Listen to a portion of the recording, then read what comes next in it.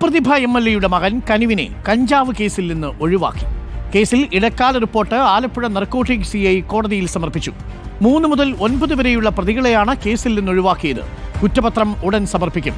കനിവ് കഞ്ചാവ് ഉപയോഗിച്ചതിന് തെളിവില്ലെന്ന റിപ്പോർട്ടിന്റെ അടിസ്ഥാനത്തിലാണ് നടപടി.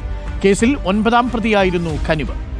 ശരത് എസ് ഉണ്ട് കൂടുതൽ വിവരങ്ങളുമായി. ശരത് എസ്, ഇവിടെ വേടന്റെ കാര്യത്തിൽ 9 പേർ ഒരു ഫ്ളാറ്റ് മുറിയിൽ കൂടിയിരുന്ന് 6 ഗ്രാം കഞ്ചാവ് ഉപയോഗിച്ചു എന്ന് കണ്ടെത്തിനെ തുടർന്നാണ് കേസെടുത്തതെങ്കിൽ സമാനമായ രീതിയിൽ 9 പേർ ഒരു കലങ്ങിനടിയിൽ 3 ഗ്രാം കഞ്ചാവ് ഉപയോഗിച്ചത് കണ്ടെത്തിയതിനാണ് കനുവിനെ അടക്കം പ്രതി ചേർത്തുകൊണ്ട് എക്സൈസ് ആദ്യം FIR ഇടുന്നത്. എന്നാൽ ഈ വിഷയത്തിൽ ഇപ്പോൾ ഒരു ഇടക്കാല റിപ്പോർട്ട് വരുന്നു.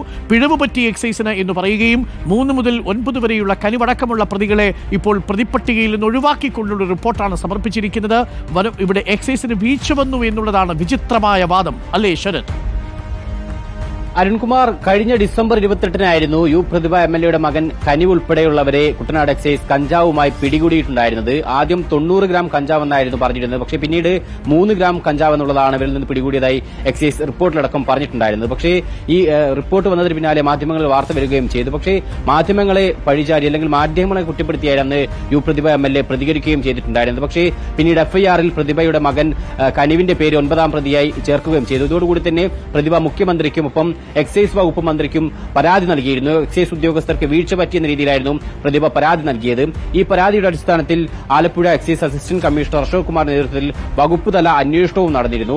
ഈ വകുപ്പുതല അന്വേഷണത്തിൽ എക്സൈസ് ഉദ്യോഗസ്ഥർക്ക് വീഴ്ച പറ്റിയെന്നുള്ളതായിരുന്നു പ്രധാന കണ്ടെത്തൽ. സാധാരണഗതിയിൽ ഇത്തരം കേസുകൾ ഉണ്ടായാൽ വൈദ്യപരിശോധന നടത്തേണ്ടതാണ്. പക്ഷേ ഇവരെയൊന്നും തന്നെ വൈദ്യപരിശോധന നടത്താതെയാണ് വിട്ടയച്ചത് എന്നുള്ളതായിരുന്നു ഈ വകുപ്പുതല അന്വേഷണ റിപ്പോർട്ടിൽ പറഞ്ഞത്. അതുകൊണ്ട് തന്നെ ഉദ്യോഗസ്ഥർക്ക് വീഴ്ച പറ്റിയെന്നതായിരുന്നു എക്സൈസ് അസിസ്റ്റന്റ് കമ്മീഷണറുടെ റിപ്പോർട്ടിൽ പ്രധാനമായും പറഞ്ഞിരുന്നത്. അതിന് പിന്നാലെയാണ് ഇപ്പോൾ എന്തായാലും ഇടക്കാല റിപ്പോർട്ട് അമ്പലപ്പുഴ കോടതിയിൽ സമർപ്പിച്ചിരിക്കുന്നത്.